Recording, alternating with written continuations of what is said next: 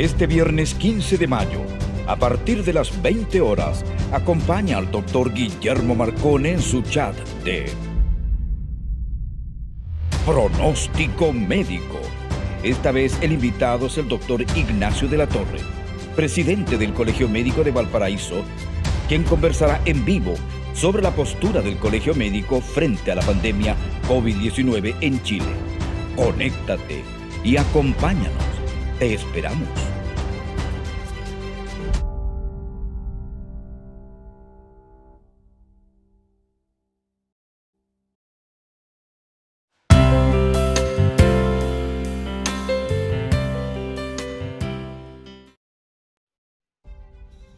Hola amigos, ¿qué tal? Un gusto de saludarlos nuevamente en nuestro programa Pronóstico Médico. Bienvenidos, un poquito atrasados por cosas del destino, pero todo bien. Les agradezco mucho nuestra sintonía y esperemos que tengamos un programa muy entretenido hoy día. Tenemos un invitado de lujo y bueno, lo vamos a presentar de inmediato al doctor Ignacio de la Torre, presidente del Colegio Médico. Doctor de la Torre, ¿cómo está usted? Tanto tiempo. Bien, no es necesario que me diga así muy bien. Nos conocemos el tiempo de la escuela y... Es formalidad. Colegas, sí, pero no es necesario. Yo sé que tú eres una persona muy formal y muy respetuosa, pero me basta que me diga Ignacio nomás.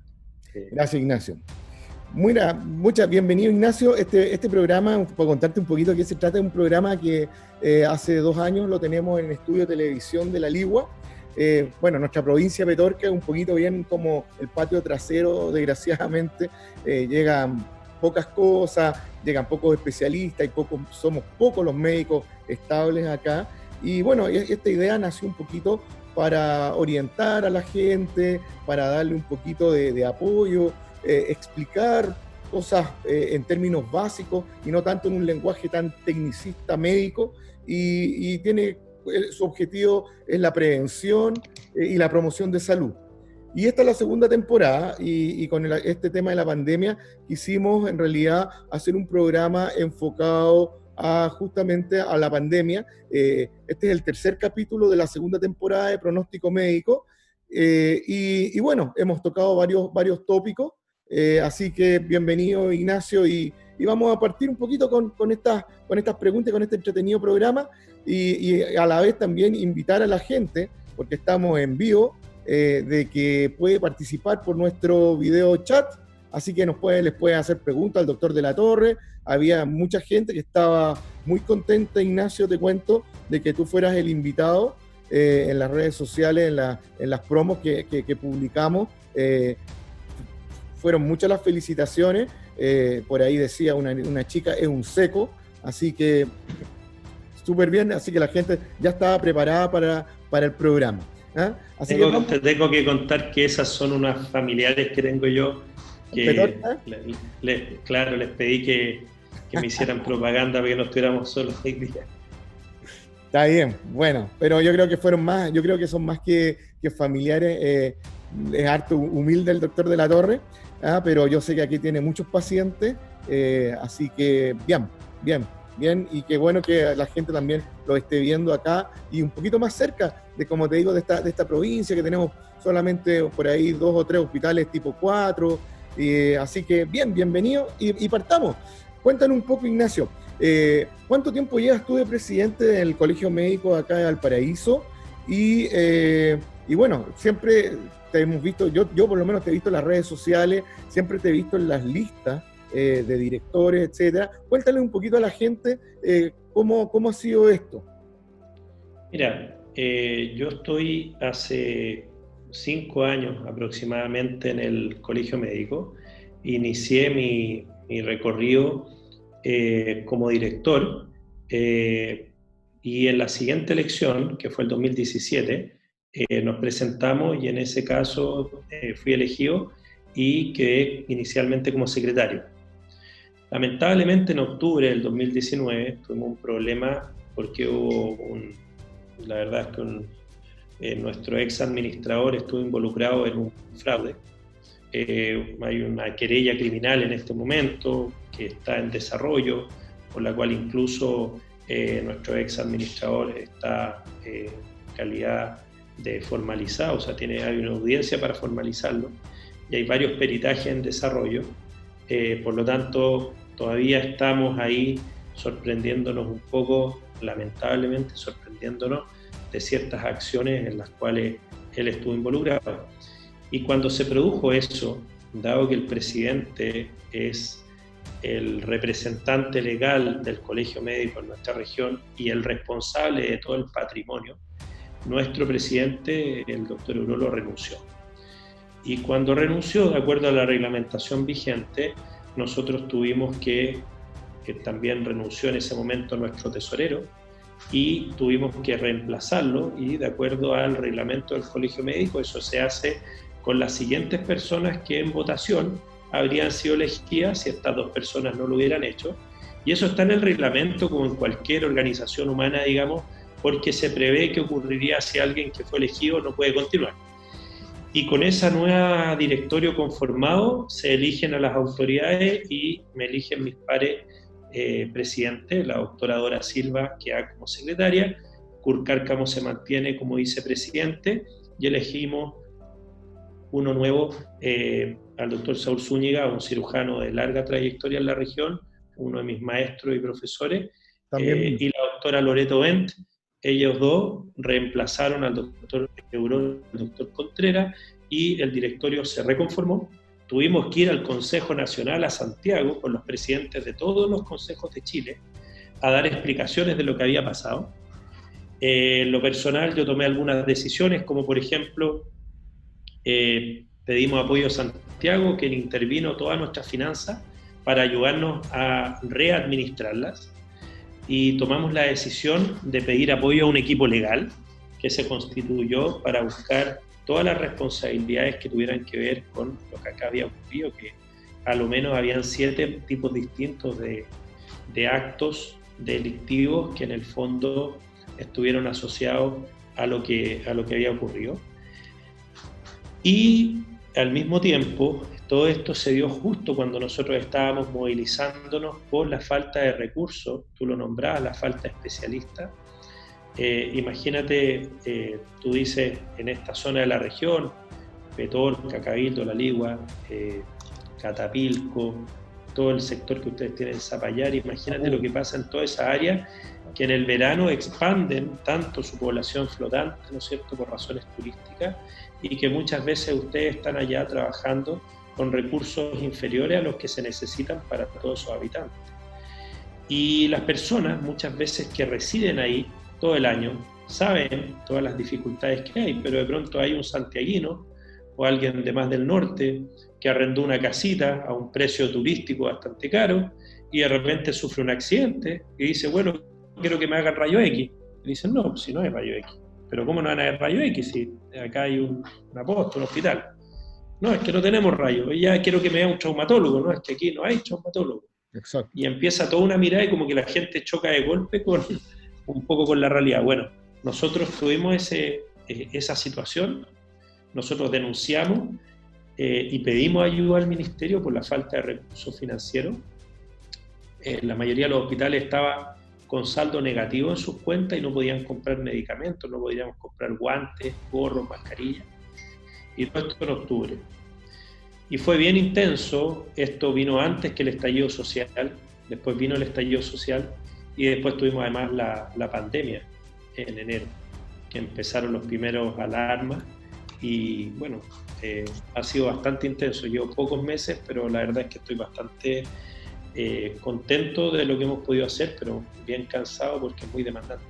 Muy poca gente lo sabe, pero el presidente del Colegio Médico de Valparaíso le corresponde por reglamentos participar de la mesa nacional del Colegio Médico. No. Y eso sí significaba, ahora es por videoconferencia, pero antes yo me iba todos los miércoles más o menos a las 9, 10 de la mañana en bus hasta la sede del Colegio Médico, que está en la calle Esmeralda, y después me volvía en la tarde, el consejo terminaba más o menos a las 4, 4 y media, y me volvía a Viña.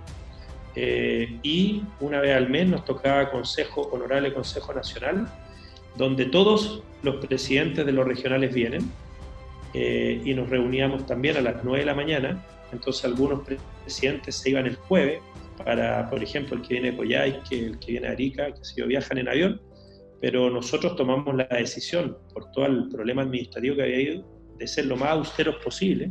Así que en bus aprovechamos de ir estudiando, leyendo, aprendiendo, y también hicimos algo que nos pareció muy necesario y reestructuramos todos los gastos del colegio para dirigirlo a nuestros asociados. Y yo en lo personal como presidente, digamos, renuncié al estipendio que se entrega y lo dirigimos a los fondos regionales para resolver los problemas administrativos que teníamos.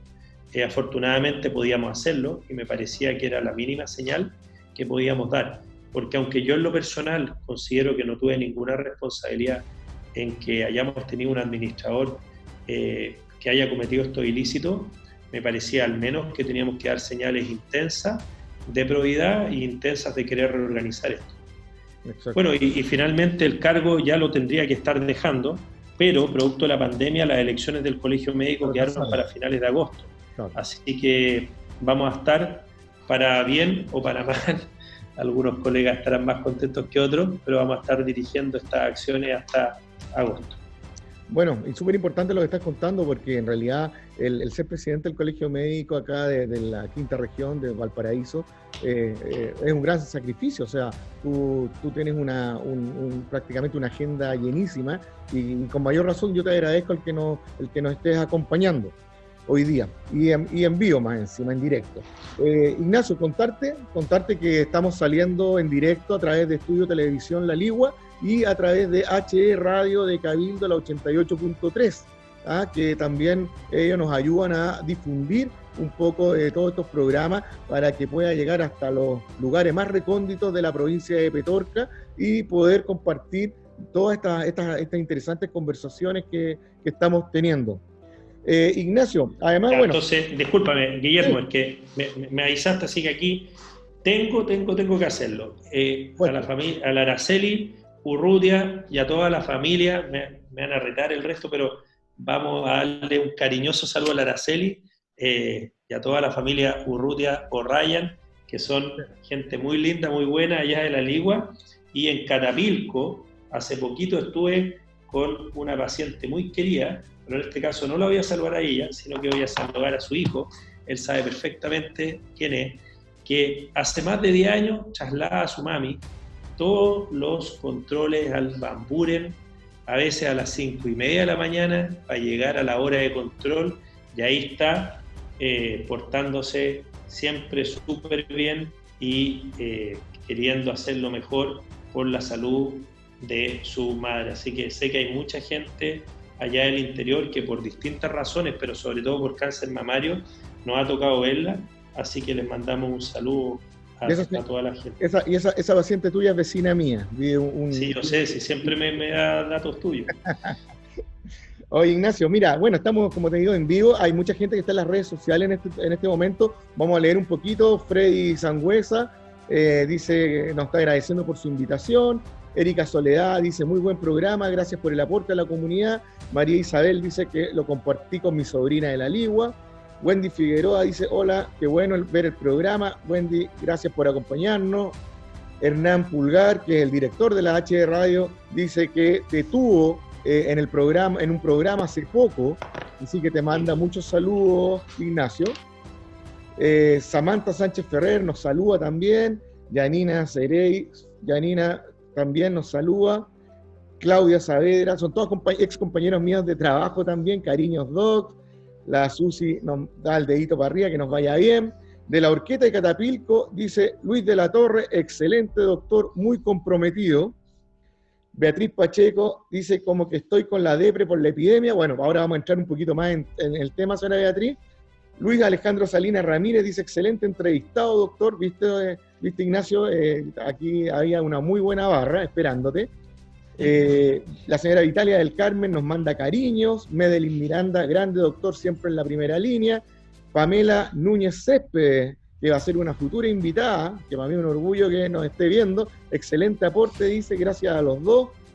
María Cristina Soto Santibáñez, grande doc. Francisco Javier Gutiérrez, aquí siguiendo a un gran doctor, un abrazo grande.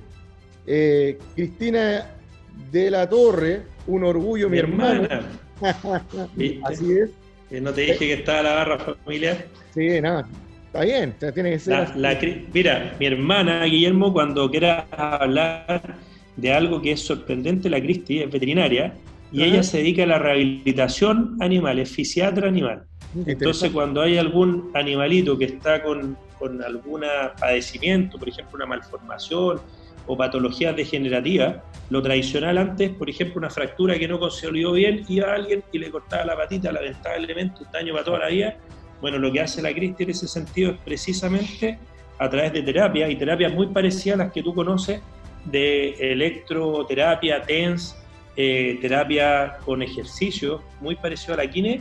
Fíjate que ahí, en la medida que hay dueños que son mucho más jugados por sus perritos o por sus mascotas en general, este tipo de terapias los dueños las acompañan y muchas veces ellos mismos las hacen y participan ahí, y ves caminar, tiene videos espectaculares de perritos que han vuelto a caminar súper bien. Así que cuando queráis hablar de algo de esa línea, y ella súper seca en esa materia. Ya saben todos los amigos que nos están escuchando y viendo entonces, o sea, ya tenemos una otra profesional de la Torre que cumple una labor, imagínate, de rehabilitación animal importantísima. Ignacio, bueno, vamos a entrar al tema nuestro ahora. ¿Cómo has visto el manejo de la pandemia hasta ahora? Tú como dirigente importante en un periodo complicado para toda la gente que estamos trabajando en salud y que estamos tratando de dar lo mejor día a día. Mira, yo creo que las personas uno tiene que juzgarlas por sus acciones. Y por lo tanto, yo en lo personal te contaba que cuando me toca asumir el colegio médico estuvimos, ¿no es cierto?, luchando precisamente por la red de salud. ¿Y por qué te cuento esto? Porque cuando nosotros denunciamos que el hospital de Quillota, el Frique, el Bamburen, el Pereira, hospitales que tú conoces, Quilpué, El Salvador, San Antonio, no tenían dinero para comprar sus medicamentos para los pacientes, no tenían dinero para comprar los insumos.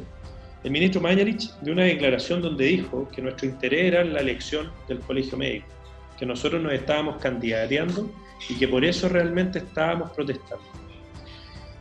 Y ocurrió que se congregó en el Bamburen, deben haber sido cerca de 1.500 médicos de la región, de atención primaria, de atención secundaria, de atención terciaria, y marchamos desde el Bamburen hacia el Congreso Nacional, donde nos recibió otro conocido tuyo, Víctor Torres,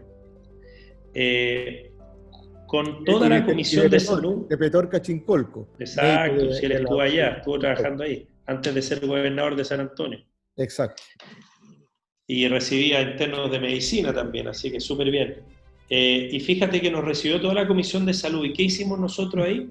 Entregamos una carta donde le pedíamos a los diputados, y después hicimos lo mismo con los senadores, que nos ayudaran a entregar más financiamiento de salud.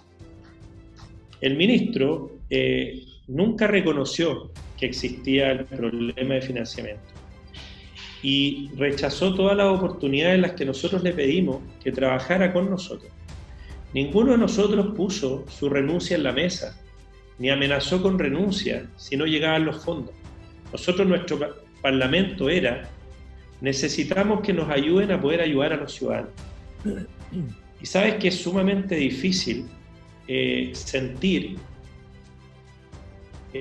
lealtad por quien te dirige cuando tu líder no te representa.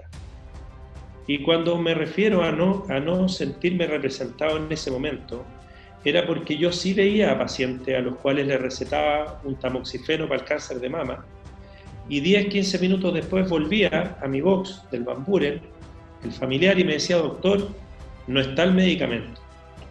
Y el paciente me decía: ¿me puede hacer la receta para comprármela? Y no todas las personas podían comprarse.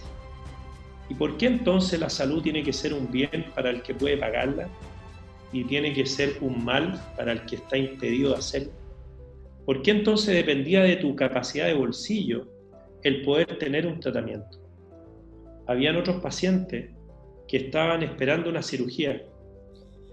Y nuestra lista de espera quirúrgica era, para lo que no era cáncer, no era GES, de 2 a 3 años promedio.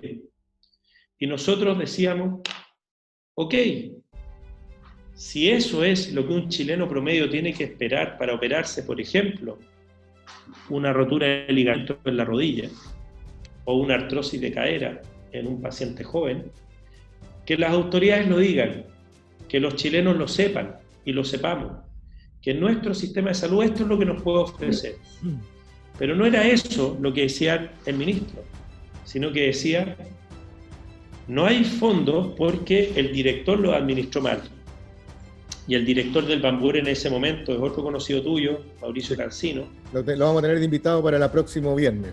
Te fijas, ahí sí que tienen un invitado de lujo. Y Mauricio había logrado generar un ambiente de trabajo y de colaboración en el hospital que hizo que la comunidad hospitalaria completa, y ya no solo los médicos, se movilizaran. Y la semana siguiente ya no éramos 1.500 personas, había más de 3.000 personas. Y todas se estaban manifestando para decirle a la autoridad que el problema del financiamiento era real y pedíamos ayuda. O sea, hasta ese momento seguíamos diciendo, queremos que nos ayuden a ayudar. Porque tú lo sabes muy bien, Guillermo, lo conversamos muchas veces cuando estábamos todavía ahí en los edificios de la calle Ontanea, donde estudiamos. Así es. Yo me siento un afortunado por haber podido estudiar lo que estudié. Primero porque es una carrera hermosa que más que una profesión es una forma de vida. Pero segundo porque me permite asistir a los demás, pero conectados con la realidad. Porque cuando llega una paciente de Catapilco con una bolsita de paltas de regalo y tú sabes lo que realmente le costó a esa mujer llegar hasta donde estoy. Así es. Un esfuerzo que yo nunca he tenido que hacer para ir a ver un médico. Jamás me he tenido que levantar a las 5:30 de la mañana para tomar una micro en La Vinilla, y me fui al otro lado de la región, para llegar, ¿no es cierto?, al Bamburen a las 9 de la mañana y tener que esperar tal vez 2-3 horas para un medicamento que vale 6.000 pesos y que otras personas dirían, voy y me lo compro, que voy a hacer una fila de 2 horas, de 3 horas. Entonces, cuando nosotros no sentimos la empatía del ministro, cuando sentimos frialdad en ese momento de octubre, y cuando luego, frente al estallido social, demandas que nosotros hemos sentido diariamente, se estaban empezando a canalizar y era como un volcán haciendo erupción, el país, mucha gente decía Chile cambió. Yo creo que no cambió Chile, yo creo que Chile sigue siendo el mismo país. Seguimos siendo bastante clasistas, bastante racistas, seguimos siendo más consumidores que ciudadanos, y todos tenemos la tremenda labor de cambiar esa cara del país. Y sin embargo, se produjo esta noticia internacional de que venía una pandemia muy seria y por lo tanto empezamos a pedir que se tomaran ciertas medidas para protegerlos a todos, partiendo por los más vulnerables. Y ahí te llevo de vuelta, Guillermo, a las clases que nos hacía el doctor Magol cuando nos enseñaron los determinantes de la salud. Exacto. Es importante decirle a quienes nos escuchan que ser pobre genera enfermedad, que no tener agua potable o alcantarillado genera enfermedad, que ser catullo o vivir en las zonas de sacrificio genera enfermedad, y que existan es una falta de empatía total. ¿Cómo es posible que toda una región viva a expensas de sacrificar áreas geográficas donde viven seres humanos y nosotros lo aceptemos como normal? ¿Cómo es posible que Petorca, por ejemplo, tenga que vivir con 50 litros de agua diario cada ser humano? Que más encima es agua que llega a través de camiones de aljibe. ¿Cómo es posible que nosotros hayamos permitido eso? Porque todos lo permitimos. Bueno, cuando surge la pandemia, nosotros, entre otras cosas, dijimos, no puede haber un buen cuidado de la pandemia si las personas tienen agua y no les alcanza para el consumo humano, si no se pueden bañar, si no pueden lavar su ropa, si no pueden lavar la loza. Necesitamos aumentar la cantidad de agua. Y se produjo toda una polémica, hubo un cambio, la autoridad sanitaria había generado un nuevo dictamen, 100 litros de agua para Petorca, la gente celebró, y 11 días después se cambia la historia de nuevo, volvimos a los 50 litros. ¿Cómo podemos permitir que todavía haya lugares en nuestra región donde los ciudadanos no tienen agua potable ni alcantarillado? Donde hay niños que no asisten a la educación preescolar porque no les queda cerca, porque nadie los puede trasladar. ¿Por qué permitimos que todavía hayan trabajadores que, si bien es cierto, se levantan temprano y se acuestan tarde, trabajan para una persona, no tienen un contrato laboral definido? Todas esas situaciones producen enfermedad. Y cuando se empezó a acercar la pandemia y empezamos a ver lo que ocurría, nos dimos cuenta que esas personas estaban muy vulnerables, iban a estar muy vulnerables. Y empezamos a pedir por todos los canales posibles que consideraran nuestra opinión para la toma de decisiones, que la variable de la salud era muy relevante en la toma de decisiones. Y sin embargo nos encontramos con falta de liderazgo transformacional, con un liderazgo jerárquico, con un ministro muy hermético que no entregaba la información que le pedíamos, y muy hermético también en rodearse de opiniones que fueran las que más probablemente él quería oír, y no escuchar a quienes tenían la voz directa de la experiencia territorial. Y ahí me refiero a los alcaldes, me refiero también a los médicos de APS, de atención primaria, que conocen los padecimientos de la gente. Ayer estuve con el alcalde de Cartagena porque fuimos a dejar una donación de mascarillas. Sé que durante la próxima semana van a llegar donación de mascarillas, guantes y protectores faciales para los trabajadores de la salud, de los consultorios de toda la zona a la que estamos conectados ahora, Guillermo, así que esa es una buena noticia. Qué bueno, muy buena noticia. Y fíjate que el alcalde de García, de Cartagena, ¿Sí? me decía, cuando yo conocí el primer caso, yo sabía que esa persona vivía en una casa con 12 personas más. Imagínate. No había forma que el Ceremi y su equipo de trabajo conociera tan bien la realidad territorial como ese alcalde la conocía. ¿Y por qué? Porque es precisamente eso lo que muestra o lo que se trata el conocimiento que los alcaldes tienen en las comunas más pequeñas. Exacto. ¿Y por qué teníamos que desatender ese conocimiento? ¿Por qué? Porque hay tal nivel de desconfianza en las autoridades.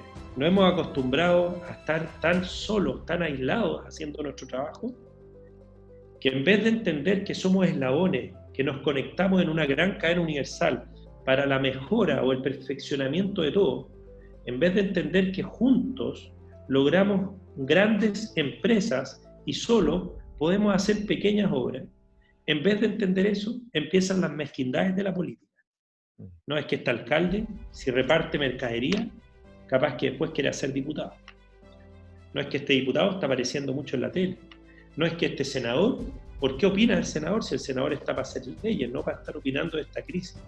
Y empezaron una fragmentación, distintos actores, y fíjate que fueron los alcaldes los que hicieron cambiar de manera drástica la decisión de suspender las clases. El Colegio Médico lo dijo un miércoles, dijo no hay forma de continuar las clases. El ministro de Salud dijo no hay razón alguna para suspenderlas. El ministro de Educación dijo no hay que suspender las clases. El Comité Técnico Asesor de la Moneda dijo no parece necesario suspender las clases, y luego los alcaldes presionaron y dijeron nosotros no vamos a tener clases, y finalmente ese domingo el presidente nos dice a todos se suspendió las clases. Qué bueno que se haya hecho. Se calcula que un 25% de la reducción de contagios fue gracias a eso. Pero luego tienes al ministro que nos dice fue innecesario haberla suspendido. ¿Quién podría pensar con 2.600 contagiados diarios? ¿Cuál habría sido nuestro panorama si no hubiéramos suspendido las clases? ¿Cuántos de nosotros tendríamos nuestros hijos o nuestros abuelos o padres enfermos producto del contagio que se habría producido?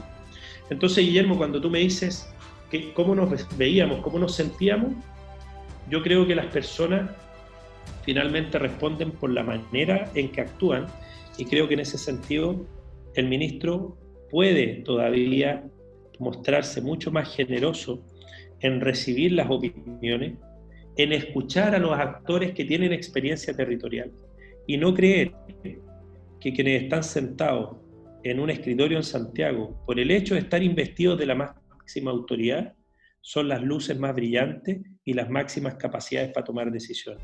La democracia es una situación en la cual nosotros elegimos a las autoridades y las respetamos y les debemos lealtad. Sin lugar a dudas, el presidente de la República, el presidente de todos los chilenos, hayamos o no hayamos votado por él. Esa es la base de la institución republicana y democrática.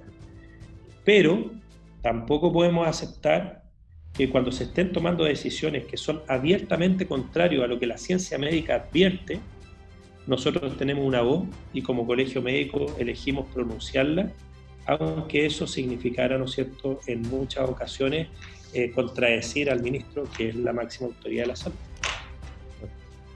Ignacio, y con respecto al gremio en sí, ¿cómo has notado tú cómo está el gremio médico en esta pandemia? ¿Cómo está el trabajo? ¿Cómo has visto tú en sí cómo está cumpliendo su labor normal en general los médicos aquí en la quinta región? ¿Qué es lo que puede pesquisar el colegio médico? La realidad es bien distinta. Nosotros llevamos adelante una encuesta, por ejemplo, de elementos de protección personal, ¿ya? Porque las primeras semanas de la pandemia la principal preocupación es que no llegaban las mascarillas, no habían suficientes, y los colegas tenían miedo. Tú sabes que mi padre es médico también, por supuesto, y está en teletrabajo, porque por edad forma parte de los que en este momento quedaron con trabajo desde el domicilio. Pero hubo un momento que había mucha incertidumbre, porque se hablaba de esto, se entendía el riesgo que corrían, pero nadie te daba instrucciones claras de cómo proceder. Otros colegas más jóvenes han estado generando turnos rotatorios, por ejemplo, cada 14 días en trabajo, 14 días en la casa. ¿Para qué? Para tener un equipo A y un equipo B, de tal manera que si se producían contagios y cuarentena, el servicio no quedara desprovisto. En otros hospitales esto se hizo en modelo 7x7, y la verdad es que lo primero que se hizo fue suspender todas las cirugías electivas postergables. Hay que explicar que eso no significa cirugía de cáncer, sino que me refiero a cirugía, por ejemplo, degenerativa, de columna, cirugía como puede ser de una prótesis de cadera o de rodilla, como puede ser una cirugía estética, como puede ser algunas cirugías digestivas que no son de cáncer y que no son urgentes, como por ejemplo una vesícula que no está complicada. Y lo segundo fue suspender los policlínicos que están en los hospitales y al mismo tiempo intentar potenciar la teleconsulta, de tal manera que los pacientes no quedaran desatendidos. Fíjate que esta pandemia nos obligó a avanzar en algunas cosas que estaban bien rezagadas, como por ejemplo contar por primera vez con la entrega de fármacos, pudiendo pedir hora y no teniendo que ir a hacer la hora del hospital, algo sumamente básico.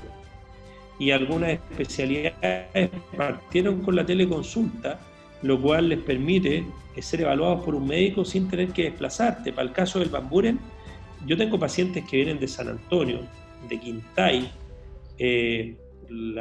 recién lo comentábamos, ¿no es cierto?, de Catapilco. Imagínate lo que es la posibilidad de poder atenderlos. Pero el sistema está en pañales todavía, la teleconsulta, ese es un desafío pendiente, pero ya esta pandemia por lo menos nos obligó a ponerla en el centro de nuestras tareas. Lo segundo fue aumentar la capacidad de detección, Guillermo. Y antes de esta pandemia no había ningún laboratorio en la región que procesara PCR. ¿Te imaginas? Tú estudiaste en bioquímica la PCR. Sí. Y no vamos a decir el año, pero hace más de 10 años. Y en la quinta región, en las capitales regionales, no había ningún centro de salud que pudiera procesar este examen, ni público ni privado. Esta situación nos dio la oportunidad de abrir centros de PCR en Valparaíso, en Quillota, en San Felipe, en Isla de Pascua, donde había una máquina por el dengue, en la Universidad de Valparaíso, en la Escuela de Medicina. Exacto. Y aún estamos en proceso que se abra uno en el Frique nuevo, y entiendo que en la Ligua va a estar funcionando uno, se supone que iba a estar funcionando esta semana. A fin de mes. Sí, es un trabajo que estamos haciendo en conjunto. Yo soy rotario de la Ligua. Perfecto. Y es un proyecto que se sacó en conjunto con Rotary Club La Ligua y se fueron uniendo varios clubes rotarios de Cabildo, de Zapallar, empresa privada, y ahora estamos haciendo una campaña potente con la gente de la provincia de Petorca, porque esto va a traer un beneficio tremendo. Imagínate, Ignacio, que las muestras de los hisopados nasofaringios se envían al hospital San Camilo de San Felipe, y a veces se atrasan 4, 5, 6 días en que las personas están con la incertidumbre tremenda de no tener el diagnóstico, de no saber qué hacer con su familia, etcétera. Así y no solo eso, mira las potencialidades. Esa misma máquina, Guillermo, tal como tú lo sabes, comprando los kits adecuados, puede permitir el diagnóstico de enfermedades de transmisión sexual, por ejemplo, en los adolescentes, puede permitir el diagnóstico de infecciones respiratorias y digestivas en los lactantes, en los niños, dándole herramientas de trabajo a ustedes que va a disminuir la incertidumbre en el diagnóstico médico, permitiendo dar tratamientos más adecuados. Pero imagínate lo que tuvo que ocurrir para que distintos actores miraran hacia la salud y hicieran esfuerzos desde lo público, desde lo privado, trabajando juntos, de nuevo, en una gran cadena. Tú nombraste al Rotary, una organización de seres humanos que busca precisamente apoyar y mejorar las condiciones, con mucha empatía por los problemas de la gente. Yo he visto ahí lo que hace el Rotary en Quintero, creo que tienen tremenda labor y los felicito por ello, y bueno, esto es increíble, y lo más increíble de todo, que en 4 meses se ha hecho mucho más por la salud pública que probablemente en 40 años. Y eso es lo increíble. Y todo se hace en respuesta a un enemigo externo, que es el virus. Exacto. Pero también en respuesta a un enemigo interno, que era el desapego, la falta de empatía, la desatención. Porque en octubre, cuando dijimos que faltaban recursos, muchas personas estaban acostumbradas a eso. Cuando el invierno pasado, habían pacientes que esperaban 24, 36 horas en una silla de ruedas, como tú lo viste cuando hiciste turnos como interno, estábamos tan acostumbrados porque en los últimos 20 años la cosa era así. Exacto. Que nos parecía que eso era normal, ¿te fijas? Y no es que no nos importaran, no es que no nos doliera. Exactamente, una silla de ruedas en un cartón en el suelo, paciente esperando 24, 36 horas una cama. Y imagínate que en diciembre, Guillermo, habían menos de 100 camas UCI en la región. Con el esfuerzo público, privado y de las Fuerzas Armadas, hoy día hay 150. Y si nos mandan los ventiladores que nos prometieron, los ventiladores pesados desde el Ministerio, podemos llegar a 180 camas críticas, un número histórico que nunca soñamos tener, y sin que se haya construido ni un hospital nuevo. Imagínate, solamente fruto del trabajo y el compromiso humano. Así es, así es.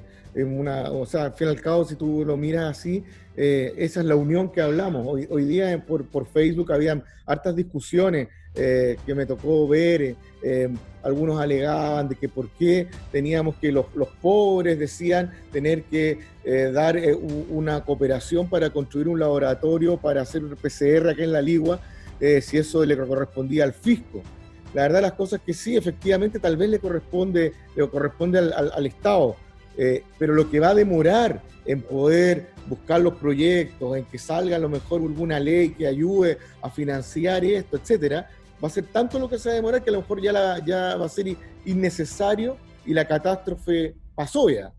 En cambio esto, que es un esfuerzo de todos, porque esta enfermedad, y yo lo coloqué por ahí varias veces en mis redes sociales, no respeta clase política, no respeta clase social, no respeta raza, ni tampoco respeta credo. Por lo tanto, estamos todos involucrados y a la hora de los cubos todos vamos a tener que estar, digamos, preocupados de este tema, y por lo tanto es una responsabilidad de todos que podamos hacer esto rápido. Y afortunadamente, como tú bien decías, este laboratorio ya debería empezar a funcionar finales de mayo, primeros días de junio. O sea, que es más o menos cuando nosotros esperamos este supuesto pic, digamos, porque yo creo que todavía la curva está en ascenso. Sí, no sé qué piensas también tú. Creo lo mismo. Sí, yo creo que está en ascenso todavía en Santiago y en la quinta región también. Y cada comuna va a tener un comportamiento levemente distinto de acuerdo al momento en que los casos se empezaron a multiplicar de forma exponencial. y también hay comunas que van a tener un comportamiento distinto dependiendo de lo oportuno que hayan sido algunas medidas de aislamiento. Tal vez es bueno, Guillermo, recordar que la cuarentena en realidad es una medida que se establece como medida de comuna o como medida de provincia o de región, pero cada uno puede dictar su propia cuarentena. El autocuidado es una acción de responsabilidad sanitaria de cada uno. Así es. Y cuando hablamos del aislamiento social, qué fácil es aislarte para mí. Yo me puedo aislar en mi casa, me sigue llegando mi sueldo, tengo mi ahorro, puedo llamar a Corner Shop y que me traigan la comida a mi casa, puedo pedir un delivery, fácil. Tengo una casa rica, puedo prender la chimenea, ¿no es cierto? Puedo tener calorcito y estar bien alimentado, bien calentito. Que no es la realidad de todos. No es la realidad, lamentablemente no es la realidad, y por lo tanto, ahí también uno tiene que comprender y entender y empatizar con aquellas personas que están vendiendo golosinas en un semáforo, o aquellas personas que están saliendo igual a trabajar, a pedir, porque no pueden sobrevivir de otra manera. O sea, la cuarentena es una medida que se instaura una vez que las personas ya tienen los medios básicos para sobrevivir.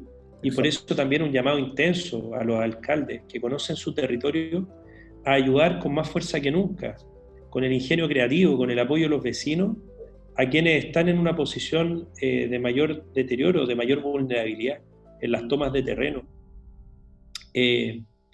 Porque he visto mucha rapidez en juzgar a los demás, que por qué esta persona está haciendo esto, que por qué esta persona anda sin máscara, y poca empatía en ponernos en los pantalones del que no la está pasando bien, del que sufre. Pero ojo, cuando hablamos de caridad, cuando hablamos de apoyar, no debe ser desde un pedestal, mirando al que recibe como un inferior. Esa persona tiene el mismo derecho que yo en este país. Vota y su voto vale el mismo que el mío. Eligió al alcalde de la misma manera, tal vez incluso votó por él o en contra, pero es tan ciudadano como yo.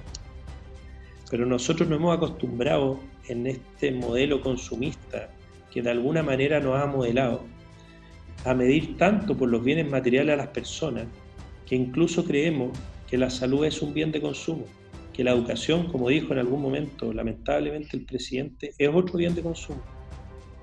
La educación es un bien social que, como esta misma cadena, nos regala la oportunidad de generar grandes obras. La educación es una herramienta para emanciparnos de la cadena del dogmatismo, de los fanatismos, de la ignorancia, de la animalidad que tenemos todos. Esa es la educación, y la educación sanitaria, y por eso aplaudo lo que estáis haciendo en tu programa, es un tipo especial de educación que permite a los pacientes ser más conscientes de lo que ocurre, tomar mejores decisiones. Exacto. Y ayudarnos mucho a nosotros como médicos en mejores diagnósticos y en mejores tratamientos. Pacientes empoderados, pacientes informados, nos hacen la tarea mucho más simple. En este caso, el empoderamiento, el conocimiento es: quédate en tu casa si puedes hacerlo. Exacto. Y si estás obligado a salir, toma algunas medidas: mascarilla, protector facial, lávate las manos o higienízalas, lo que puedas. Mantén la distancia a 1,5 o 2 metros con las demás personas y evita los lugares donde hay aglomeración. Si cumplimos con esas medidas, al volver a nuestra casa, cambiémonos la ropa, cambiémonos el calzado, lavémonos las manos y tratemos de evitar que esta enfermedad afecte a más chilenos. Ignacio, te voy a interrumpir un poquito. En este momento, bueno, HD Radio de Cabildo va a dejar de transmitirnos, así que más que nada agradecerles a HD Radio y a todos sus auditores que nos acompañaron en esta horita. Nosotros vamos a seguir, por supuesto, Ignacio, porque hay algunas preguntas más que nos quedan, y a Estudio TV sigue su transmisión. Así que muchas gracias a la gente de HD Radio, un abrazo, los esperamos el próximo viernes con nuestro pronóstico médico en esta segunda temporada, y HD Radio, Ignacio, te mandan muchos cariños y te doy un tiempito cortito para que te puedas despedir de ellos también. Sí, tuve la oportunidad de conversar con ellos en vivo hace unos días atrás y gente muy afectuosa, muy preocupada. Un tremendo saludo para la comunidad. Yo de chico tuve la suerte de ir a Cabildo porque el papá de un compañero del colegio trabajaba allá en una mina. Mi compañero se llama Joel Cisterna y nos llevó a Cabildo a conocer las minas. Y ahí conocí por primera vez la calcopirita. Y entramos a la mina, nos pusimos el casco y realmente tengo muy gratos recuerdos de las buenas personas que nos recibieron allá, a todos los mineros, y un tremendo y afectuoso saludo para todos ellos. Y espero que efectivamente la enfermedad sea muy, muy benigna y que no genere muchos contagios precisamente en esa zona. Ignacio, vamos a leer mientras tanto algunos saludos que tenemos y a lo mejor hay alguna pregunta. Fernanda Márquez nos saluda. Alda Consuelo Cisternas Parragués dice, mi ginecólogo de la Torre, excelente persona. Sebastián Ignacio Zúñiga, par de clásicos, saludos a ambos. Sebastián fue un interno acá en Catapinto, pasó también acá conmigo, así que un saludo para él. Susi Hoy en día oficial de la milicia, si no me falla la memoria. Sí, exacto, así es. Así es. Susi Urrutia, un saludo, dice, a todo el cuerpo médico que ha estado trabajando en apoyo a toda la comunidad por el COVID-19. Claudio Verdugo nos dice, excelente, mi doc, con ustedes siempre. Gracias, Claudio. Carmen Cruz dice, saludos, doc, muy buen programa. Soy la mamá de Paola y Tamara Pérez Cruz. Señora Carmen, mucho gusto. Muchas gracias por orientar y preocuparse. La señora Magdalena Alcayá Brito, muchas felicidades, doctor, los felicito. La señora Beatriz Pacheco nos dice que Dios nos bendiga. Pamela Saldívar dice, doc, eres seco. La recomendación viene un poco de cerca porque Pamela trabaja conmigo. Muchas gracias por el aporte, de verdad se agradece. Luis Salina Mondaca dice, grande, doc, esa es la gente que usted necesita, lo felicito. Marcela Oño nos saluda. Cristina de la Torre dice, Revet Chile. Que me ahí viste el dato de mi hermana. Ese, sí, me imagino que era el dato de ella. Rosa Núñez González dice, seco mi yerno. Mira, la suegra. Vive por ahí cerca tuyo, vive en Mantagua. Está ahí en la cuarentena, luchando por salir de la cuarentena. Ella es enfermera y sabe perfectamente que la cuarentena hay que cumplirla y anda buscando todas las estrategias para poder salir de la casa, pues ya parece que ya no aguanta el marido. Rosa, entonces Natalie nos hace el dedito para arriba. Mira, apareció don Nicolás Solano Ramírez, saludo a los dos máquinas. Mira, Nico Solano. También fue interno mío en la Ligua, Nicolás. Mira. Saludo especial al doctor, ahora cirujano. Valesca Valdivia dice, Ignacio, eres el más bacán. La Valesca, mucho cariño para ella. Pamela Gómez, saludos, doc. Ana María Fernández, hola guapo, dice. Anne-Marie Fernández, perdón. La Anne-Marie, compañera de curso mío del colegio, mira. Hola guapo, dice. Valesca Valdivia dice, llevamos 4 días sin agua en Valle Hermoso, localidad de La Ligua, un poco lo que estábamos conversando, Ignacio. Es terrible esto, asunto del agua. Fernanda Varas dice, muy orgullosa de nuestro querido doc. Wendy Figueroa dice, muy bien, ser humano, su invitado, me encantó, son los dos muy buenos, bendiciones. Marisol Castillo nos saluda. Mariela Sanguinetti Fava, la Mariela dice, los felicito, muy buena conversación. Mariela, ex compañera mía de colegio, de la escuela italiana, así que un abrazo para ella. Eduardo Pérez, un vecino y amigo de Zapallar, dice, muchas de las decisiones son tomadas bajo un prisma de centralismo. Un gran abrazo a ambos. Marlene Figueroa nos dice que es una vecina mía, felicidades doc, muy buena conversación. Elvis López nos dice, felicidades doc, muy buena conversación también. Silvia Bueno Bravo, sólido, dice. Marcela Villanueva, ex compañera mía de colegio, súper bien, excelente panelista. Valesca nos sigue contando que estábamos normalizando lo indigno, un poco el comentario de lo que estábamos conversando. Ricardo Torres dice, qué tremendo aporte de información, doc, felicidades para ambos. Carmen Cruz, excelente programa. María Isabel nos dice que los felicito a los dos, saldremos con la PCR para el Hospital de la Ligua, porque también nos va a servir a nosotros los habitantes de Los Molles. Mira, desde Los Molles, de la parte más nortina, diríamos casi en la frontera con la 4ª región de acá de la Ligua. Dice ella que además que aquí tenemos una posta muy precaria, ¿sí?, en la cual yo atendí, para atender cuando uno se enferma. Tenemos que ir a Longotoma, que es la posta, esa es una posta rural que hay ahí, una posta de salud rural digamos que donde hacen un SUR, hay un servicio de urgencia rural en Longotoma, eso está contando ella. Jorge Caradeux, compañero mío del Rotary, dice que bueno que el presidente del Colegio Médico del Valparaíso esté consciente de la labor del Rotary de la Ligua en esta gran cruzada de tener este fin de mes un laboratorio de PCR funcionando para toda la provincia de Petorca. Sigamos apoyando esta campaña, el virus estará por mucho tiempo y este equipo para salvar vidas en forma oportuna. Felicitaciones a todo el personal de salud que se ha esforzado a atender al prójimo. El secretario del Rotary Club de la Ligua, así que gracias, Jorge. Pim Pum dice, hola Guillermo. Mary Cha dice, ojalá se reconozca la labor del ministerio y los apoyen los médicos independientes de las diferencias políticas. Eso, una opinión. Pamela Núñez dice, escucharlos devuelve la fe en la humanidad. Sí, Pamela, esperemos que de así eso se trata. Rita Castillo nos dice, muchas gracias, Doc, por sus consejos. Medelín Miranda dice, ¿qué pasa con los túneles sanitizadores? Ya que un día me tocó pasar y mis ojos irritados. Bueno. Era interesante pregunta, Guillermo, porque hubo mucha polémica con los túneles y muchos alcaldes pusieron en sus comunas y hubo varias organizaciones que donaron túneles. Exacto. Y el problema con los túneles sanitizantes es que acá había que poner dos cosas en la balanza. Por un lado, ¿qué quiero hacer con el túnel? Quiero que si la persona trae el virus, quiero sanitizarla, quiero matar el virus. Ok, ¿qué sustancia hace eso? Entonces pensaron en el amonio cuaternario.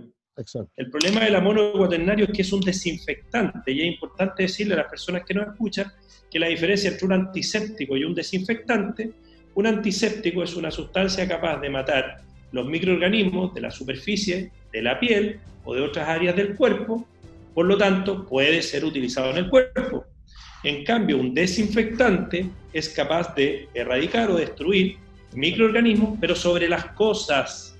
Entonces, al que se le ocurrió el amonio cuaternario o una dilución de cloro, era una dilución que se podía usar sobre una mesa, sobre una silla, sobre un mesón, un mostrador. Pero cuando lo pusieron en el túnel sanitizante, las personas pasaban y le tiraban amonio cuaternario. ¿Qué empezó a ocurrir? Algunos sufrieron reacciones alérgicas, químicas, especialmente en los ojos. ¿Y de dónde surgió todo esto? Porque en China, cuando estaban mostrando algunas imágenes, cuando estaba ya realmente el caos en Wuhan, estos trabajadores que estaban con estos trajes de astronauta, antes de sacarse el traje los metían al túnel, pero con el traje puesto. Exacto. No de ropa. Entonces, en realidad, el Ceremi tuvo que prohibir el funcionamiento de estos túneles sanitizadores o que no utilizaran estos productos. Y muchas personas le pidieron a la autoridad sanitaria sugerir otro compuesto químico que pudiese cumplir con la función. Y hasta ahora nadie ha podido indicar cuál sería ese compuesto que rociado en el túnel es seguro para el ser humano y mata el virus. Exacto.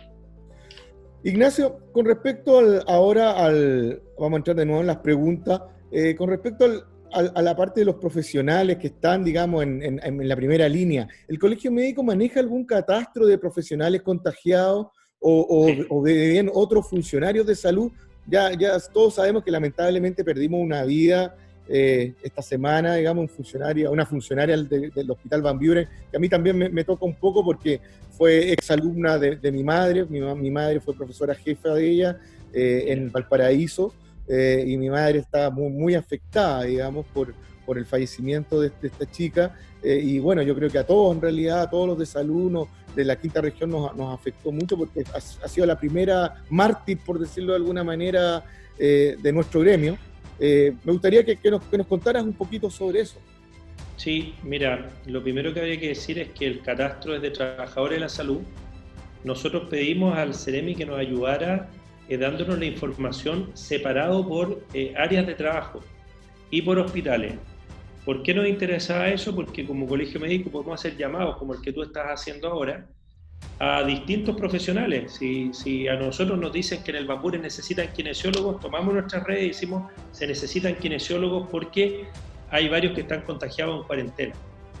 Pero si no sabemos y es solo un número, la gente empieza a hablar de números como si esto fuera una matemática o una estadística y dicen hay 270 trabajadores de la quinta región con coronavirus y un número similar en cuarentena preventiva. Esos son los números desde el inicio de la pandemia en la quinta región. En el país estamos sobre 1000, lo cual es normal, porque se habla que más o menos el 30% de los contagiados van a ser trabajadores de la salud. Y hay que entender que los trabajadores de la salud toman todas las medidas para no contagiarse. Se visten, nos vestimos con unas tenidas especiales. Hoy día me tocó ver una paciente y tuvimos que usar protocolo COVID, y por lo tanto, para que se imaginen en sus casas cómo es, lo primero que tuve que hacer, higienizarme las manos, ponerme una tenida especial, sobre esa tenida un protector, que es como un delantal plástico, que va desde las manos, ¿no es cierto?, desde las muñecas hasta los tobillos. Sobre eso, guantes, mascarilla y un protector facial. Evalúas a la paciente y dentro de la habitación de la paciente hay que sacarse esta pechera y los guantes, higienizarse las manos, sacarnos los protectores oculares, volvernos a higienizar las manos, sacarnos la mascarilla y volvernos a higienizar las manos. Y acá les explico por qué. Porque la mascarilla, cuando yo la toco por el lado externo, me estoy contaminando con las manos y por lo tanto puedo tomar partículas virales y esas partículas traérmelas después a la cara. Entonces cada vez que manipulamos la mascarilla tenemos que lavarnos las manos. 270 trabajadores de la salud, no sabemos con certeza cuántos de ellos son enfermeras, médicos, kinesiólogos, TENS, pero sabemos que la mayoría, por la exposición que tienen, son técnicos paramédicos. Sabemos también que hay algunas especialidades de la medicina y áreas de los trabajadores de la salud que están más expuestos, como los que trabajan en UCI, de adultos e infantiles, como los que trabajan en las urgencias y en las unidades de pacientes sintomáticos respiratorios. Los que trabajan en hospitalización domiciliaria también están bastante expuestos. Esos son los que están más afectados. ¿Y qué pasa con eso? Que de pronto te tocan, por ejemplo, 32 trabajadores de la salud que se te enferman en el servicio de cirugía del Hospital Gustavo Fricke. ¿Y cómo puedes tú reemplazarlos? Es distinto cuando son 32 y cuando son 32 en todo el hospital. Pero cuando afectan un servicio es muy difícil. Hoy día, por ejemplo, me contaban que 2 turnos completos de un servicio de medicina se habían tenido que ir out. Y estamos hablando por cuarentena preventiva. Estamos hablando entonces que tienes que reemplazar 2 turnos completos. Eso en muchos casos significa que los otros turnos que quedan tienen que tomar una pega que en vez de ser un turno cada 4 días, pasa a ser un turno cada 2 días. O sea, un desgaste físico tremendo. Pero ahí están los trabajadores de la salud, poniendo el hombro, incluso en situaciones adversas, y no pidiendo aplausos ni que los consideren seres humanos, o sea, ni héroes, sino que simplemente que los consideren personas, como cualquiera. Y ayer me acordé de una frase muy relevante que escuché alguna vez. Todos de chicos queríamos ser Superman, Spider-Man, el superhéroe del momento, ¿te fijáis? Pero el hombre acero, como su nombre lo dice, las balas le rebotaban. Se caía de una gran altura y ni siquiera sangraba. Por ahí escuché alguna vez que un verdadero héroe era el Chapulín Colorado, porque el Chapulín Colorado no tenía ninguno de esos superpoderes. Claro. Y como tal tenía miedo. Exacto. Y pese al miedo, hacía su gesta heroica. Y eso es un poco lo que sentí cuando estuve el día martes en el Van Buren y pude percibir el dolor de los trabajadores de la salud por la pérdida de Karen. Tenían miedo. Porque una cosa es enfrentarte a una enfermedad y que los pacientes, que uno los cuida y los trata de ayudar, sean desconocidos. Pero otra cosa muy distinta es cuando ese paciente tú lo conoces, como pasó con tu mamá, que conocía a Karen. Cuando a ese número que la autoridad todos los días presenta, es tan difícil ponerle una cara a un número, se transforma como en un conteo de cosas que no tienen carácter humano. Y es precisamente eso lo que ocurre cuando la frialdad del número y de empezar a hablar de números. Porque aunque se hubiera muerto una pura persona, para la familia que vivió ese duelo, es terrible. Y cuando de repente sucedía que morían 4 personas, 6 personas, decían, murieron 4, murieron 6. Imagínate el drama de Karen, que su hermano nos hablaba ese día. Tenía a su padre y a su madre en la UCI, tenía a su hermana en la UCI, y no podía cuidar a su sobrina porque estaban en cuarentena preventiva. Imagínate eso. Y sin embargo, para los efectos de la estadística, es una muerte. Qué distinto es si nosotros le pusiéramos el sentido humano a las cosas que hacemos. Y ese es el regalo que a mí me ha dado la medicina. Todos los días, cuando converso con mis pacientes, ellas me regalan el lado humano. Y es tan fácil volverse una persona frívola y materialista en este mundo, sí, pero es mucho más difícil hacerlo cuando las pacientes te regalan eso, que exacto, son sus vivencias. Y exacto, ese es un regalo de la medicina. Y es una de las cosas que a mí más me alegra de trabajar en lo que trabajo.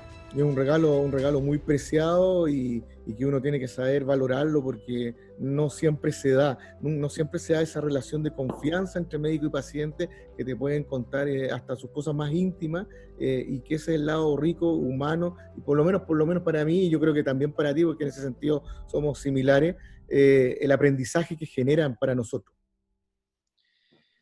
Sin lugar a dudas, yo donde más aprendí y sigo aprendiendo es con mis pacientes, desde historias de vida. La clave en eso, Guillermo, y probablemente tú, por los comentarios que hacen tus pacientes, te toca vivirlo, es ser capaz de escuchar y tener tiempo para escuchar.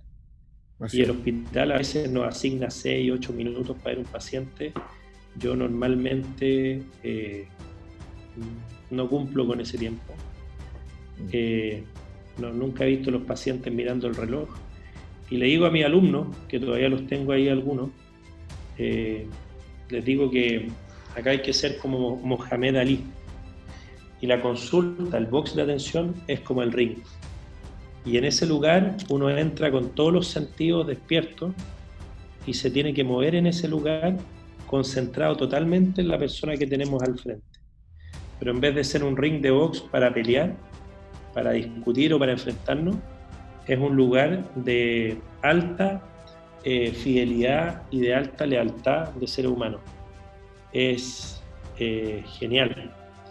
Y es un regalo, como te digo, que te devuelve la posibilidad de entender que no son los bienes materiales, sino que son las relaciones humanas las que hacen de la vida una experiencia extraordinaria. Y tengo la oportunidad de palparlo, porque todos los días hay pacientes que te regalan historias que son sumamente especiales y como un cable a tierra te devuelven a lo realmente importante.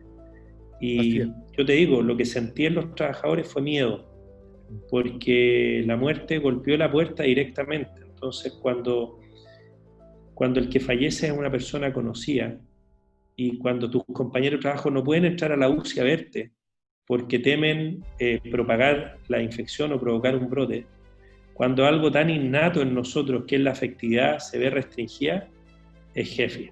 Sí. Es heavy. Es muy duro, es muy duro. Sí. Ignacio, vamos a leer un poquito de la gente que nos está siguiendo, nos está preguntando. Daniel Figueroa nos dice, muy buena combinación. Francisco Gutiérrez dice, ¿sería posible que hablemos un poco de las consecuencias de la economía frente a cuarentenas en la región? Porque hay muchas familias que ante las cosas que han hablado, de lo que les cuesta conseguir un medicamento y ahora sin trabajo, será todo peor quizás. Me gustaría escucharlos ya que dominan mucho el tema. Ignacio, yo creo que es algo interesante. Yo siempre he tratado de, y como tú bien lo dijiste, a mí me gusta más la palabra aislamiento preventivo, porque cuarentena, se me imaginan los 40 días, entonces no siempre son 40 días. Estos aislamientos preventivos siempre están dentro de la posibilidad de cada uno, y por supuesto que hay gente que en realidad, porque viven al día a día, porque son trabajadores independientes, desgraciadamente no pueden darse el lujo, porque tienen una familia que mantener, tienen hijos que cobijar, digamos, en cierta medida. Entonces, en realidad es imposible, por un lado, pensar en este aislamiento preventivo, mientras no haya, digamos, algún tipo de de subvención importante para estas personas por el Estado. Ahora por ahí hay un fondo de emergencia que se estaría aprobando en la Cámara, todavía aparentemente no sale. ¿Qué piensas tú que le podríamos decir a la gente con respecto a esto? Yo partiría recurriendo a una canción de Silvio Rodríguez que se llama Canción de Navidad, que tiene una parte que dice: el que nace bien parado en procurarse lo que anhela no tiene que invertir salud. ¿Cuánta gente se esfuerza diariamente por dar su máximo en distintas esferas de la vida, y a los 65 años siguen trabajando y a los 70 siguen trabajando, porque si se jubilan no van a tener los medios para subsistir? Y todo eso ocurre incluso antes de la pandemia. Sí. La pandemia es una tragedia. Esta situación es una tragedia. Y es una tragedia humana, como cuando ocurre un terremoto. Pero imaginemos un terremoto que está ocurriendo todos los días y cada día la réplica es más fuerte. Imaginemos eso. Imaginemos 6 semanas seguidas de terremoto. Un terremoto en el cual al día siguiente no podemos salir a levantar los escombros, porque sabemos que viene otro más fuerte seguido y tenemos que quedarnos encerrados en nuestras casas o lo que queda de ellas. Es una tragedia. Y por lo tanto, vuelvo a lo que conversamos hace unos minutos atrás, la única forma de levantarnos es como una gran cadena, todos los chilenos unidos. Y tú lo dijiste, ni de derecha ni de izquierda, ni el gobierno ni oposición, todos los chilenos unidos. Con los haitianos, ¿no? Es que son de otro... Con los haitianos que viven en Chile, son chilenos. Así es. Con las personas del Wander y los del Everton, la Chile y el Colo-Colo. Todos. ¿Y qué significa eso? Que vamos a tener que ser más solidarios, que los que puedan van a tener que pagar más impuestos, que los que puedan van a tener que dejar de recibir algunas subvenciones para que las reciban otros que las necesitan más, que instancias como la que tuviste del Rotary en algún momento se va a enfocar, por ejemplo, en ollas comunes para poder entregarle alimentos en su domicilio a las personas, que las municipalidades van a tener que hacer cajas de alimentos para poder entregar, y las municipalidades que tienen más recursos van a tener que ayudar a las que tienen menos, que los fondos que en algún momento teníamos para estabilizar el precio del petróleo vamos a tener que acostumbrarnos a andar a pie y dejar el auto en la casa y usar esos fondos, que los economistas, en vez de poner al país a los pies de la economía, van a tener que ser más creativos y más ingeniosos que nunca para darnos soluciones que nos ayuden, sin perjudicar a las generaciones futuras, a salir adelante en el presente. Los economistas trabajando al servicio de la sociedad, no la sociedad prisionera de los economistas dogmáticos. Y de nuevo, esto no es ni derecha ni izquierda. Que las empresas que tienen los medios para hacerlo le sigan pagando a sus trabajadores. Y cuando hablo de las empresas no me refiero a las que tienen 10.000 trabajadores, me refiero a la que tiene 4, 6, 8. La que tiene los medios lo haga. Y la que no puede, ojalá el gobierno le permita por distintas vías recibir el financiamiento para no desaparecer, que le permita subsistir. Eso son soluciones, pero no hay que olvidar que somos un país relativamente pequeño, que estamos bastante aislados del resto del mundo, pero que el virus aún así se la ingenió para llegar. Entonces, estamos luchando por algo que no había referencias en los últimos 100 años. Y probablemente en 20, 30, 40 años más, todas las personas que vivieron esto lo van a contar a sus nietos. Y les van a decir, hubo una época, como tal vez lo contaron los que vivieron la Segunda Guerra Mundial y vivían en Europa, hubo una época donde no había que comer en la casa. Y los niños van a creer que el abuelo está exagerando, porque el país va a estar mucho mejor en ese entonces. Y va a estar mucho mejor si nosotros salimos adelante de esto, no de a uno, sino que todos juntos. Si nos dejamos de pensar en los dividendos, ¿no es cierto?, económicos y en los dividendos políticos que cada jugada nos genera. Y nos concentramos en lo realmente importante, que como te decía, yo pienso que es la vida humana. En primer lugar, la vida humana. Y en segundo lugar, el tratar de mantener todas aquellas cosas materiales. pero Steve Jobs, gran millonario, y cuando se enfermó, ¿de qué le sirvieron todos los millones? De nada. ¿Te fijas? Entonces, la salud es lo primordial, pero la salud no es solamente la ausencia de enfermedad, es un estado de bienestar que tiene mucho que ver también con poder sobrevivir, y eso es tener los mínimos elementos para la subsistencia, como mínimo. Ojalá podamos llegar a través del Estado a todas las personas, pero si no llegamos a través del Estado, ojalá lleguemos a través del Rotary, a través de los colegios profesionales, a través de las asociaciones de apoderados que asistan y ayuden a los apoderados que la están pasando peor, a través de las otras organizaciones sociales que existen en el país. Bonito mensaje, bonito mensaje de unidad. Ojalá nos estén escuchando los políticos, nos estén escuchando todos. Yo creo que esta no es época ya de a lo mejor de plantear tantas diferencias, sino que todo lo contrario, hay que demostrarse que estamos todos unidos y que unidos es la forma de salir de este problema. Unidos vamos a poder lograr que a lo mejor más personas puedan tener este aislamiento preventivo, y unidos vamos a poder terminar con esta pandemia que va a pegar fuerte. Ignacio, vamos a revisar los últimos de las redes sociales y una última pregunta, y ahí yo te agradezco. Alicia Chami, me imagino que es familiar tuya. Muy bien, ambos. Madrina, así que le mando un saludo, la madrina. Tu madrina, ahí está, Diego Andrés dice, excelente programa, atención con la cantidad de gente que llegó a Papúo, Zapallar, por la cuarentena en la región metropolitana. Saludos, doctor. Eso es una verdad muy grande, digamos. Ha llegado mucha gente a pasar su cuarentena acá a la quinta región, sobre todo al litoral. Pim Pum dice, dar de sí, pensar en sí, fuerza en esta campaña, doblegar el virus. Ese es el lema del Rotario, dar de sí sin pensar en sí. Gracias, Pim Pum. Ana María Fernández Puebla dice, excelente conversación. Leí comentarios que decía lo que hablaba usted, de que necesitaban aportes y la gente decía que se hiciera cargo el gobierno. Pero si esperamos al gobierno, esperaremos mucho tiempo. Estamos en una situación difícil, pero se piden aportes desde 1.000 pesos y 1.000 más 1.000 suman. Es un bien para todos. Aportemos con lo que se pueda. Doc, es un grande saludo. Gracias, Ana María. Carolina Llanedel dice, excelente Ignacio de la Torre. Carolina Llanedel. Francisco Javier Gutiérrez dice, aparte de la pregunta que hice arriba, apoyo el comentario de Puebla, y no sería malo algo masivo como Chile ayuda a Chile, especie de teletón que ayude a los médicos, a toda la gente de salud, y que sea distribuido de la forma más transparente que se pueda.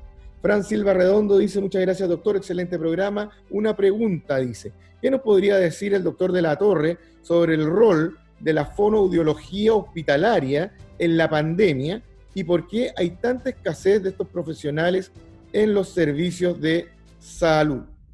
No sé, Ignacio. Es una muy buena pregunta y tiene que ver probablemente con el Código Sanitario.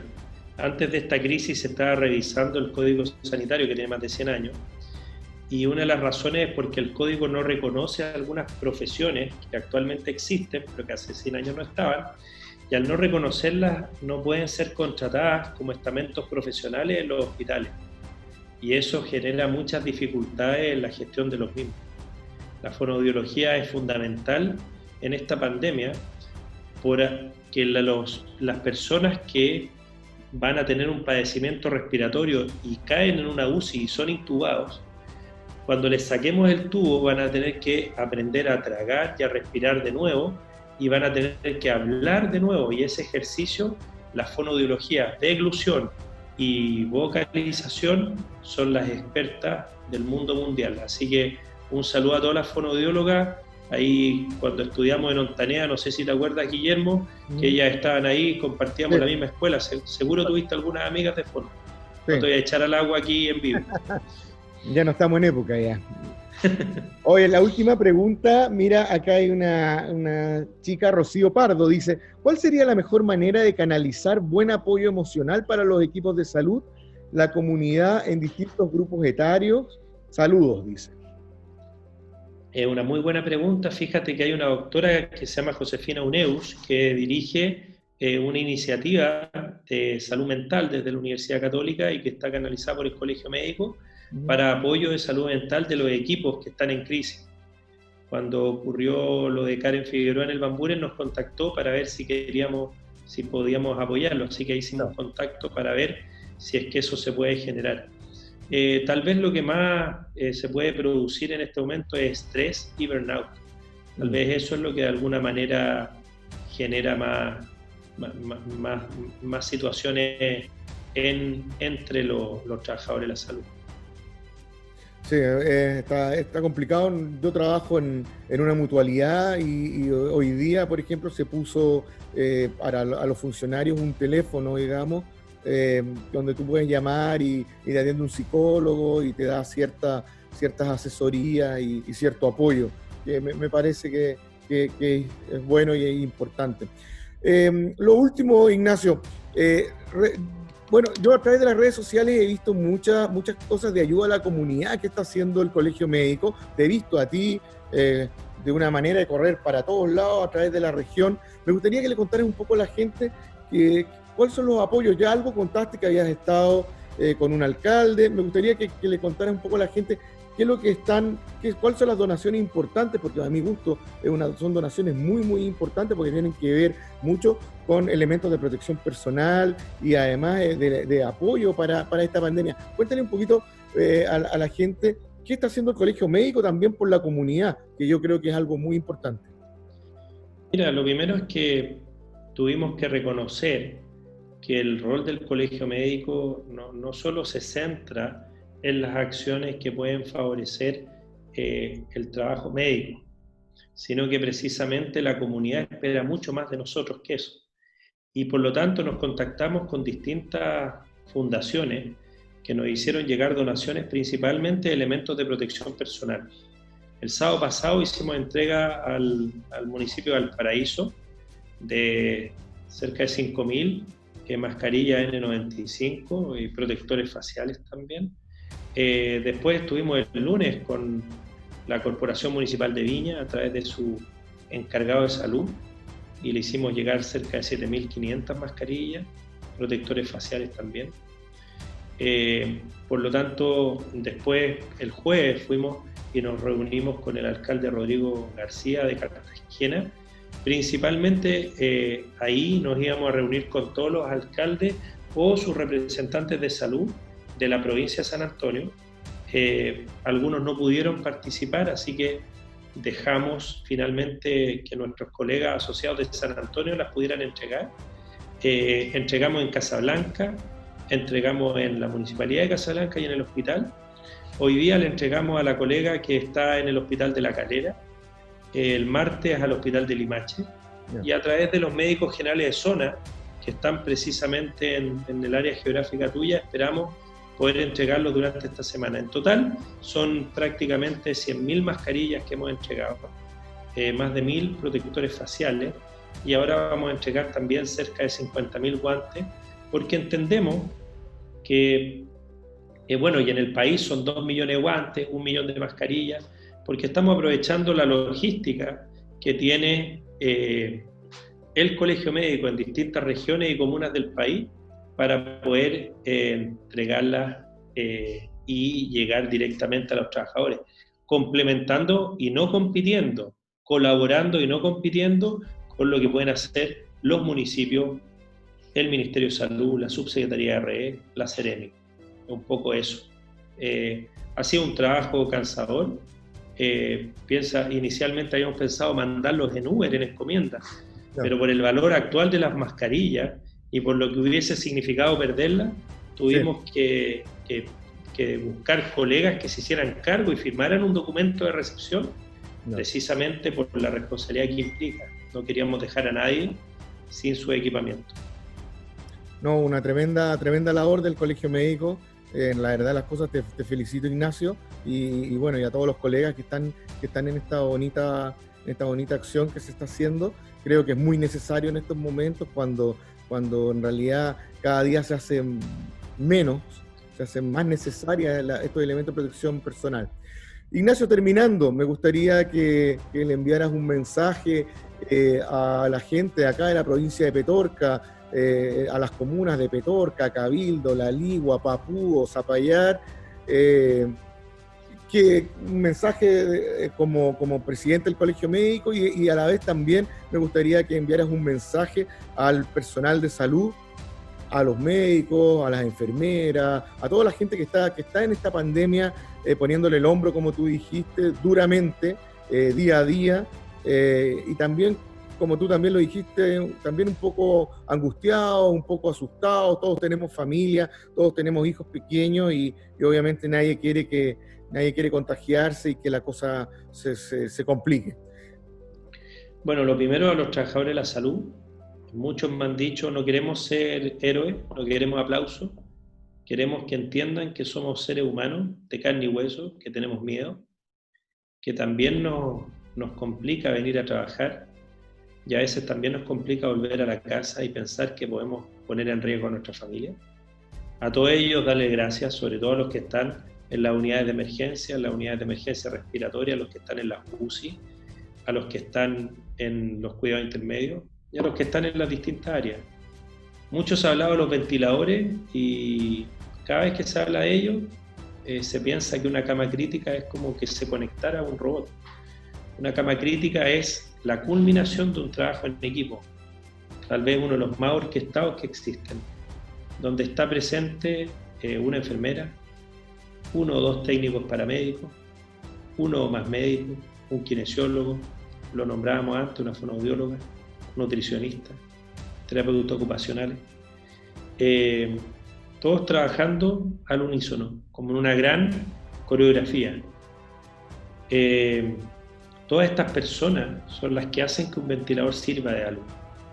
El ventilador solo no sirve de nada. Por eso es tan importante cuidar al recurso humano, a este talento humano, que en la acción de sanar también puede enfermar. Y por eso es tan importante, a lo menos, entregarle los elementos de protección personal. Y para el resto, que no son del área de la salud, pero que tienen contacto con ellos, pregúntenle qué necesitan. A veces, haciendo turnos cada 2 días, no hay tiempo ni siquiera para ir a comprar alimentos. Ayúdenlos con eso. A veces necesitan que alguien los cuide, que alguien cuide a sus seres queridos.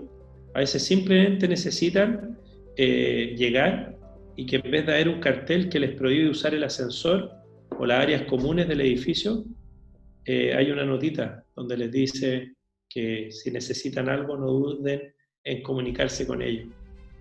Eso es lo que yo les podría decir a los trabajadores de salud. Mucho ánimo, mucha fuerza. Vienen momentos difíciles, pero si los enfrentamos en conjunto y los trabajadores de la salud estamos acostumbrados a trabajar en equipo, vamos a salir adelante. Ahora, al resto de la comunidad, entendamos que esta es una enfermedad que nos afecta a todos, es una crisis sanitaria y humana de ribetes nunca antes visto para nosotros. Tenemos que trabajar unidos, tenemos que trabajar como familia, pero en una gran paradoja. Este es un momento que nos piden estar más unidos que nunca, que nos piden ser más colaboradores y empáticos que nunca, pero físicamente estar más distantes que nunca. Sí.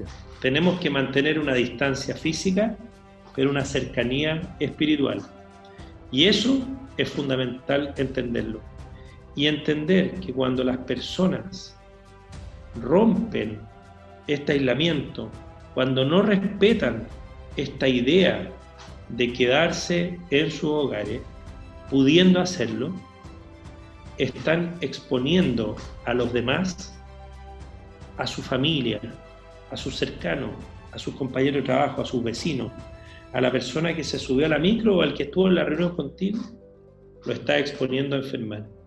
Seamos responsables, mascarilla, protector facial, distancia 1,5 a 2 metros, lavado de manos frecuente y tratemos de quedarnos en la casa.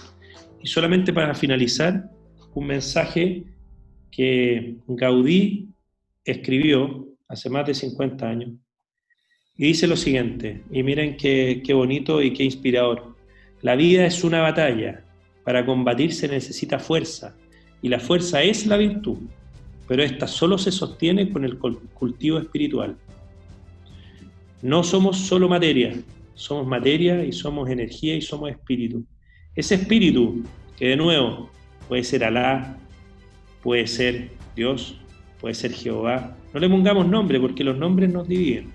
Ese espíritu, esa fuerza que nos hace distintos, es la que nos une en esta gran cadena que lo que busca es vencer a esta pandemia, y para vencerla tenemos que estar más unidos que nunca, respetando la distancia. Gracias, Ignacio, muy lindo tu mensaje. Quiero también comentarte una cosa. Cuando tú me inscribiste hace un tiempo atrás de que no había que bajar los brazos y que tratara de tomar un rol acá en la provincia preventivo y de educación y de promoción en esta pandemia, la verdad las cosas me lo tomé bien a pecho. Y bueno, hemos hecho un trabajo importante con más gente y creo que algo hemos sembrado, y espero que los frutos sean buenos en un tiempo más, y en ese sentido te lo agradezco porque la verdad las cosas me motivaste bastante para un poco llevar un poco la batuta acá en la zona. Así que eso te lo agradezco, creo que es un mérito tuyo también. Qué bueno, qué bueno. Bueno, Ignacio, te agradezco mucho tu tiempo. Sé que es tiempo familiar, tiempo de descanso. Muy agradecido por esta grata, digámoslo, de entrevista o conversación. Así que te agradezco mucho. Creo que ha sido un tremendo aporte esta conversación que tuvimos hoy día para la gente que nos está escuchando. Así que agradecidísimo. Y bueno, te dejo las puertas abiertas para otra invitación más adelante. Así que muy agradecido, Ignacio.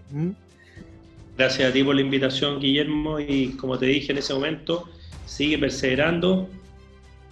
La labor del médico es sumamente relevante, y sobre todo cuando esta labor se acompaña de la educación y salud. Y ojalá tengas en tu programa muchos profesores, muchas educadoras de párvulos, porque lo dije el otro día, ojalá ellas puedan tener el reconocimiento de nuestra sociedad que se merecen por una de las labores más importantes. Profesoras parvularias, profesoras de educación básica, profesoras de educación media, son realmente el pilar de una sociedad que eduque pro hombres y pro mujeres, personas que se eduquen para un mundo mejor, y un mundo mejor empieza siendo cada uno de nosotros mejores personas de forma individual, en la acción, no en la teoría. Saludos, Guillermo. Gracias, Ignacio. Bueno, amigos, hemos llegado al final. Creo que hemos tenido un excelente y muy bonito programa, muy humano. Así que, bueno, la invitación queda para esta próxima semana, este próximo viernes a las 20 horas. Seguiremos con nuestra segunda temporada. Y les agradezco que nos hayan acompañado, les agradezco su excelente participación que han tenido en el programa. Así que muchas gracias y los espero este próximo viernes. Que estén muy bien y que tengan un lindo fin de semana. Chao.